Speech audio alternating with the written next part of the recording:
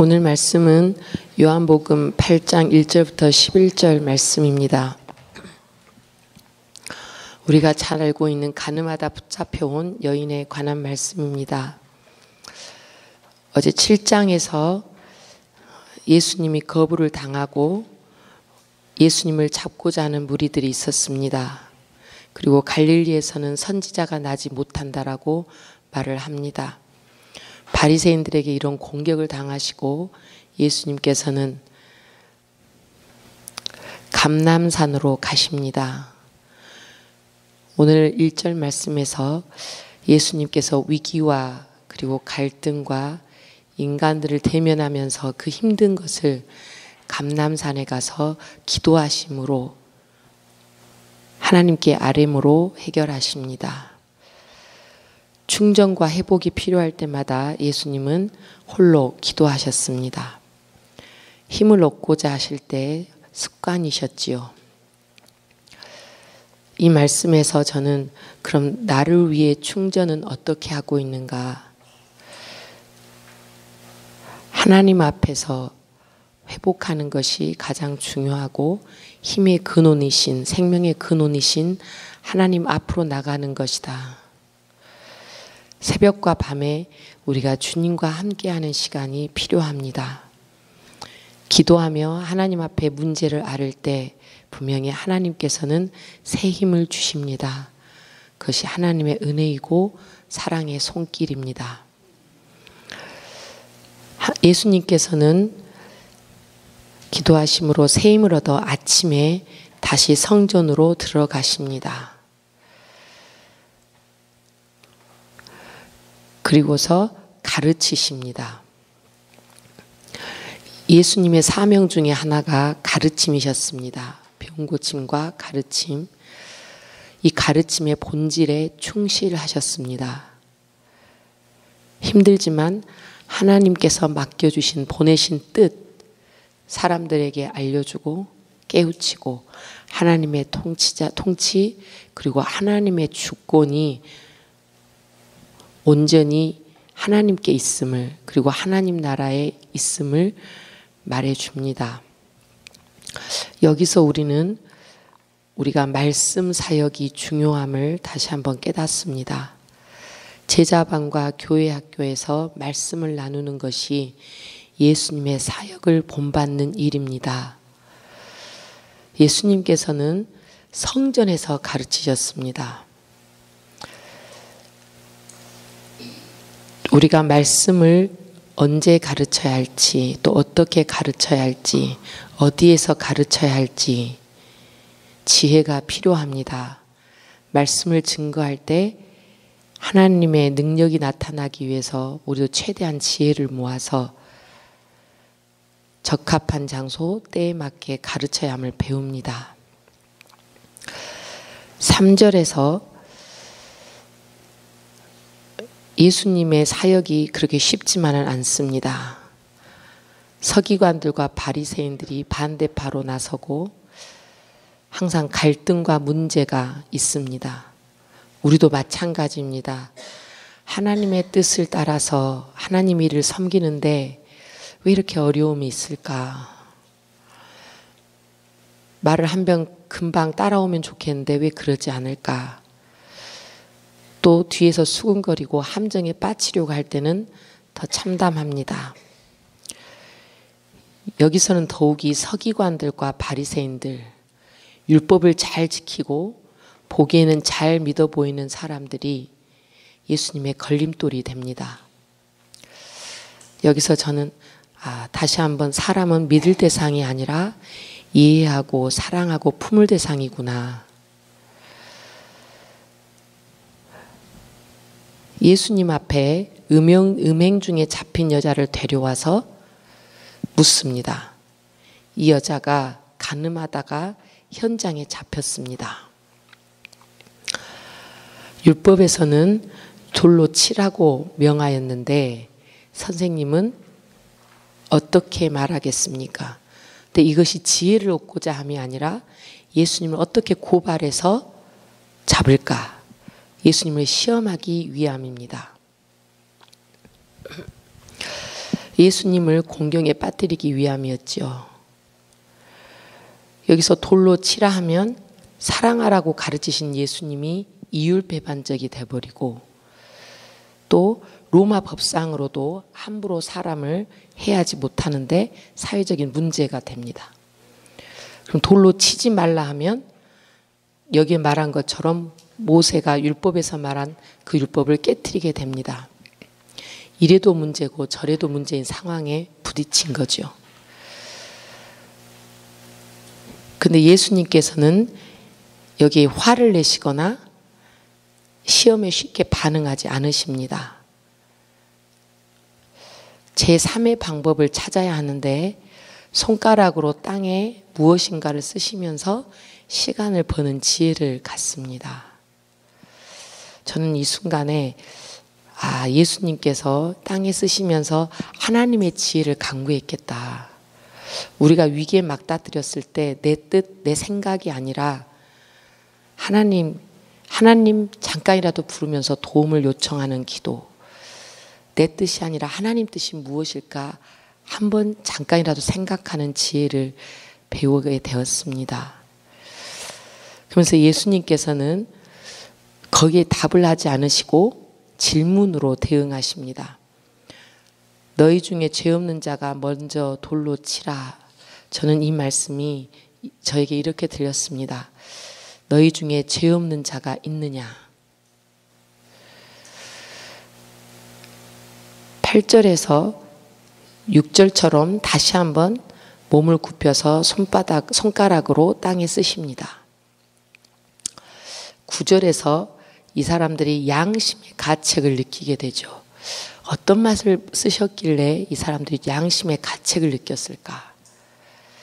아마도 죄라는 단어를 썼을 수도 있고 양심에 대해서 썼을 수도 있고 이 바리새인들과 서기관들이 지은 자기들만이 아는 죄를 예수님께서 아시고 쓰셨을 수도 있습니다. 그들이 예수님이 쓰신 것을 보시고 자기들의 숨은 죄가 생각나서 양심의 가책이 느껴져서 어른부터 젊은이까지 떠나게 됩니다. 또 여기서 예수님께 제가 배운 지혜는 우리가 잘못을 지적하거나 타일릴 때 위협이나 협박이나 감정에 호소하는 것은 별로 효과가 없겠다. 좋은 방법은 양심에 호소하거나 생각해 보게 하는 것이 좋은 방법이겠구나 라는 생각이 들었습니다. 10절에서 아무도 없이 다 떠납니다. 너희 중에 죄 없는 자가 먼저 돌로 치라 하니까 다 떠납니다. 어른부터 젊은이까지 인간이 모두가 죄인이지요. 알고 지은 죄, 모르고 지은 죄가 있습니다.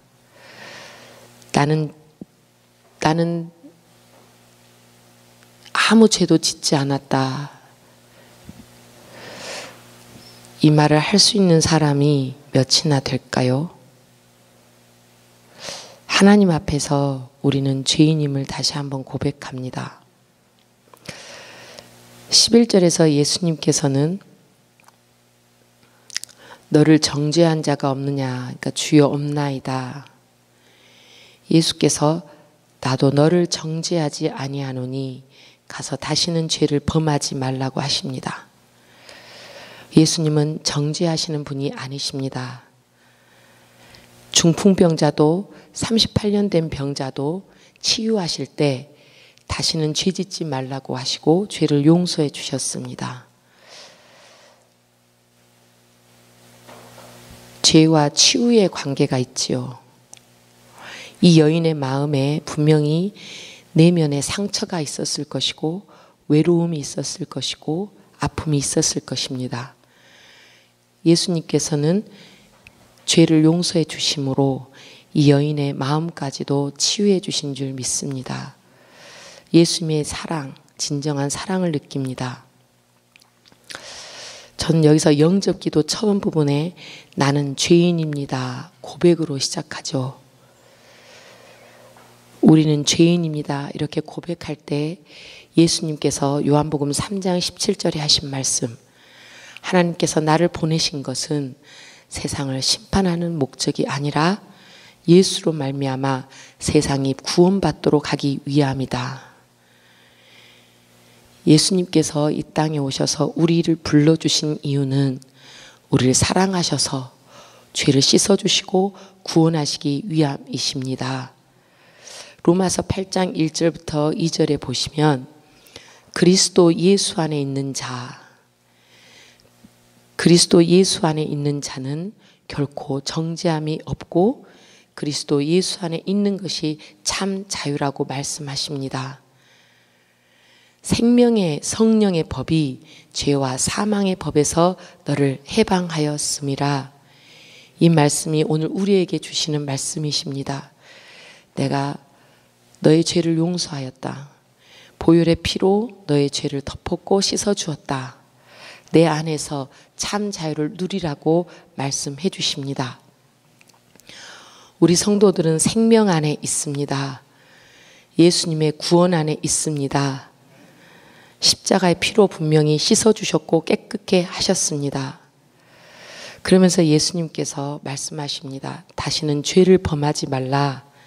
이 말씀은 새로운 삶을 살라. 너가 용서받았으니 은혜 받은 자의 삶을 살아라. 요한복음 4장에서 말씀하신 것처럼 세상에서 생수를 찾지 말고 이제는 예수 안에서 생수를 구하는 자가 되어라. 그러면 예수 생명으로 만족함이 있고 기쁨이 있을 것이다 라고 약속해 주십니다. 하나님을 참되게 영과 진리로 예배하는 자가 되라고 하십니다. 그러면 분명히 우리에게 영생 복락을 누리게 해주실 줄 믿습니다. 로마서 1장 28절에 그 이하에 보시면 하나님을 마음에 두기 싫어하면 불의와 추악과 탐욕과 악의와 시기와 살인과 분쟁과 수군수군거림과 교만과 비방이 있다라고 하셨습니다. 그러면서 로마서 5장 17절부터 18절에는 죄가 왕노릇하지 않게 하라. 이 두 말씀에서 다시 한번 옛사람을 버리고 새사람이 되는 것을 다시 한번 결단하게 됩니다. 예수 그리스도가 내 안에 왕노릇하며 다스리실 때 우리가 새로운 삶을 누리게 됩니다. 우리 안에 성령 충만함이 있고 경건의 생활이 이루어질 때 예수 그리스도가 내 안에 온전히 주님으로 서게 될 줄 믿습니다. 그리스도를 중심으로 하는 생활, 이 생활이 진정한 회복을 가져다 줍니다. 우리는 하나님의 형상으로 지어졌기 때문에 하나님의 뜻으로 살아갈 때 진정한 회복과 치유가 일어납니다. 이 예수 그리스도의 치유와 회복이 나와 내 가정에 그리고 사업에 직장의 장에 있게 되기를 원합니다. 우리가 죄 용서함 받고 새로운 삶을 사는 것, 말은 정말 쉽습니다.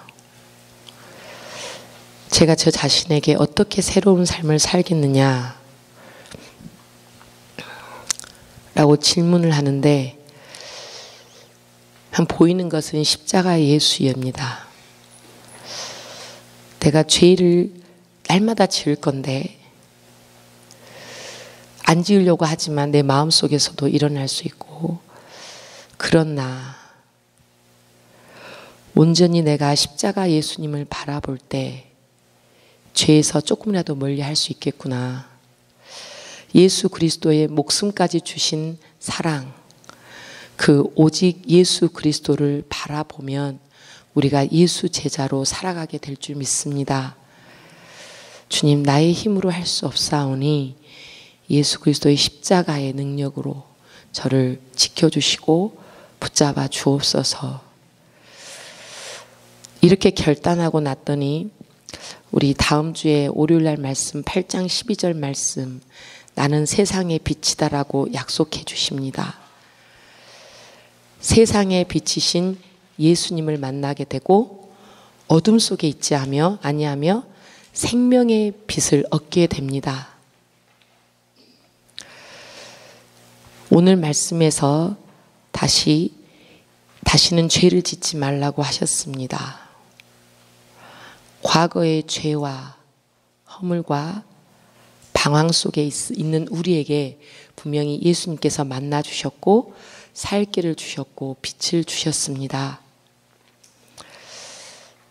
이 세상은 내가 정죄하고 내가 판단하는 것으로 해결되지 않습니다. 구원과 살림과 용서하시는 빛으로 해결됩니다. 예수 그리스도의 빛이 살리는 빛인 줄 믿습니다. 용서받은 자의 삶, 이것은 예수 그리스도의 빛 가운데로 걸어가는 삶입니다. 나도 용서받고 내가 용서할 수 없을 것 같은 가족, 형제자매, 이웃, 이 모든 사람들을 내가 용서해 주려고 하고 그랬을 때 나에게 진정한 자유함이 있습니다. 용서받고 용서해 주는 것이 하나님의 뜻인 줄 압니다. 오늘 8장의 말씀처럼 예수님도 공경을 당하셨고 예수님도 외로우셨고 예수님도 위기와 갈등이 있으셨습니다. 그럴 때마다 기도하시고 하나님과 접촉하는 시간을 가졌습니다. 우리도 인생에 더 많은 풍파가 있을 수 있고 아픔이 있고 위기가 있습니다. 예수 그리스도의 일을 섬기는데 사역을 감당하는데 분명히 힘들 수 있습니다. 그때마다 하나님을 만나기를 원합니다. 그럴 때 분명히 긍휼의 하나님, 용서의 하나님, 능력의 하나님이 우리를 만나 주실 것을 믿습니다. 그리고 사명을 감당할 세임은 인간에게 하소연해서 나오는 것이 아니라 하나님으로부터 분명히 옵니다. 말씀을 가르칠 때 하나님이 능력 주시고 세워주십니다. 오늘 말씀에서 흔들리지 말고 사역을 감당하라고, 흔들리지 말고 하나님의 자녀로 예수 그리스도의 제자로 서라고 당부하시는 말씀입니다. 위기 때 평안을 주시는 분, 여유를 주시는 분, 담대하게 하시는 우리 하나님을 붙드시기를 원합니다. 내 안에 용서의 하나님, 긍휼의 하나님이 내 안에 분명히 계십니다. 나의 속에 있는 모든 것을 하나님께 긴밀히 아뢰는 시간을 갖기를 바랍니다. 오늘 이 시간에 기도하실 때 긍휼의 하나님, 용서의 하나님, 나의 모든 죄를 덮어주시고 십자가의 보혈로 씻어주신 예수 그리스도의 사랑, 이것을 회복하고 하나님을 만날 때 가정이 회복되며 깨어진 관계가 회복될 줄 믿습니다. 이 시간에 나를 목숨까지 내어주신 예수 그리스도의 사랑, 그 사랑을 느끼는 기도의 시간이 되기를 바랍니다. 삶의 회복의 은혜를 간구하는 시간이 되기를 원합니다. 분명히 하나님께서 만나주시고 손 붙잡아 주시고 다시 우리에게 자유함을 주실 줄 믿습니다. 기도하겠습니다.